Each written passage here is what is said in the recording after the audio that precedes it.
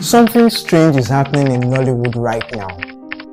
Audiences are angry, filmmakers are frustrated, streaming platforms are changing strategies, and somehow everybody feels like the industry is winning and struggling at the same time.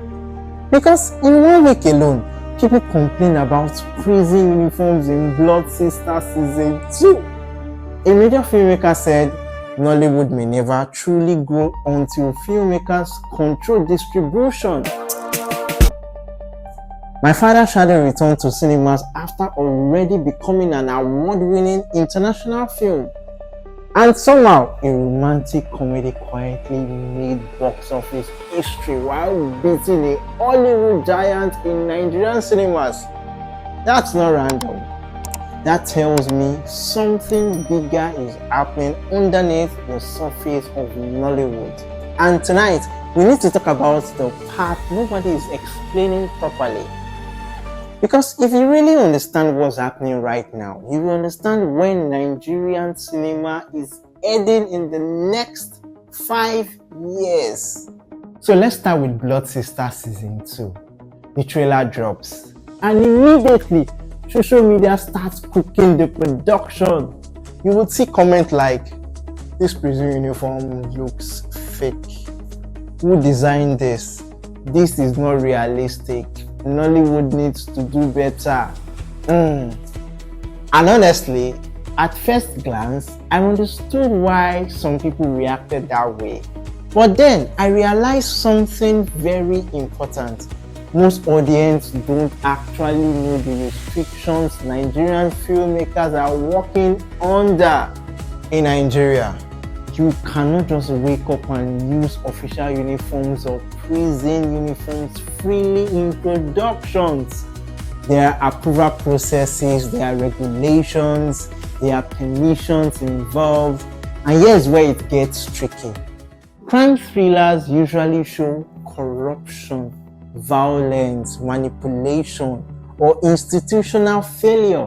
Now imagine trying to request official approval for scenes that may not present law enforcement positively. Exactly. So what do filmmakers do? Creative adaptation, modified uniforms inspired by designs, alternative symbols, not because they don't know what the real thing looks like, but because they are trying to avoid legal and regulatory problems.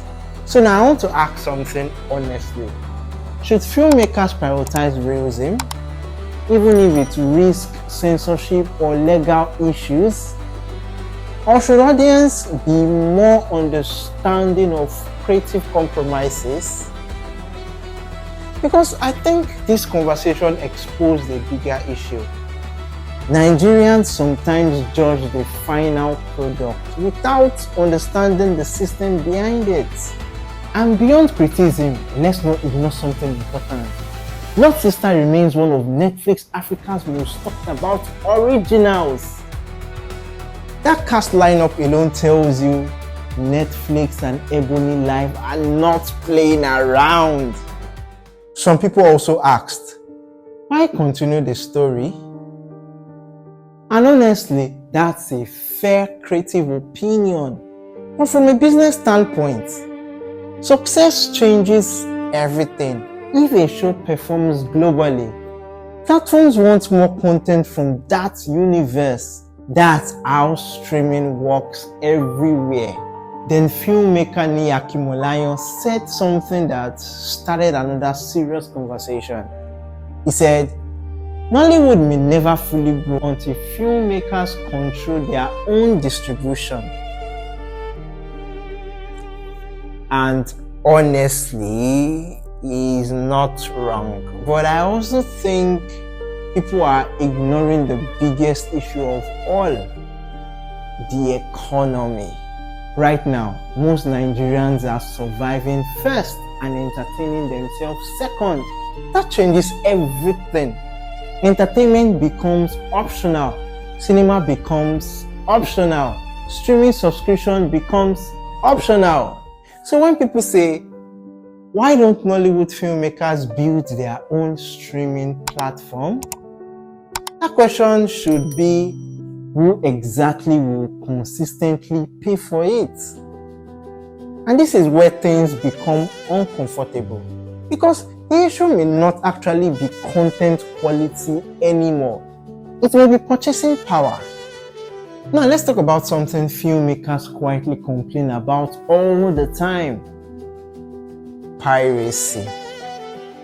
The moment many Nollywood films hit major platforms, pirated copies spread almost immediately. Telegram, download blogs, random websites, and once exclusivity disappears, the long-term value of the film starts dropping.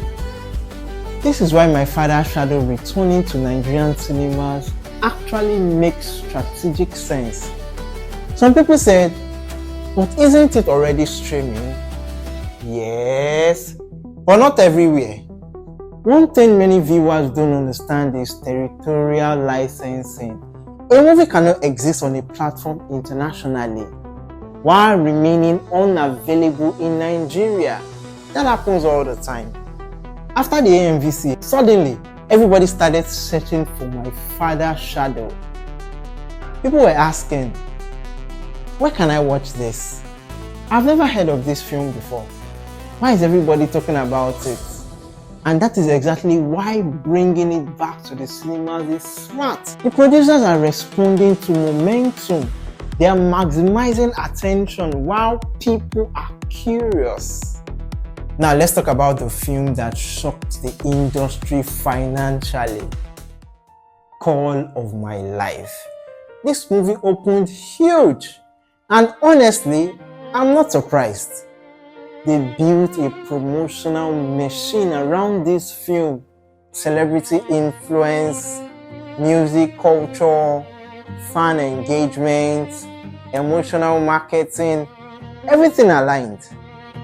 And can we talk about Damitwitch for a second? This is his first feature film. Imagine entering Nollywood directing and immediately breaking records.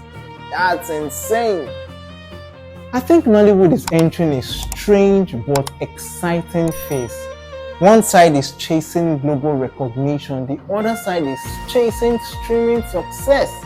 Another side is trying to survive economically. And somehow, all three realities are happening at once. But here's the question nobody can fully answer yet. If Nigerians continue struggling economically, and audience continue avoiding paid entertainment, what happens to Nollywood in the next decade? Do cinemas survive? Do streaming platforms survive? Or does the entire industry evolve into something completely different? And honestly, I think the answer is already starting to reveal itself. But I want to hear your opinion. I want to hear your honest opinion.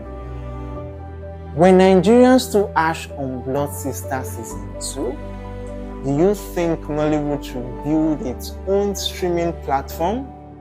Was bringing My Father's Shadow back to the cinemas a genius move?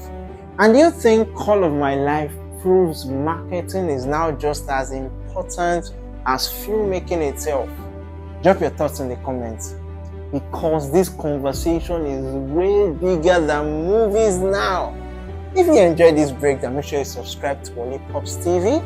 Make sure you like this video, make sure you share it, and share this video with somebody who loves Nollywood gossip and deep industry conversation, because trust me, the next few years might completely redefine African cinema forever. So this is me signing out, and I'll see you in the next video.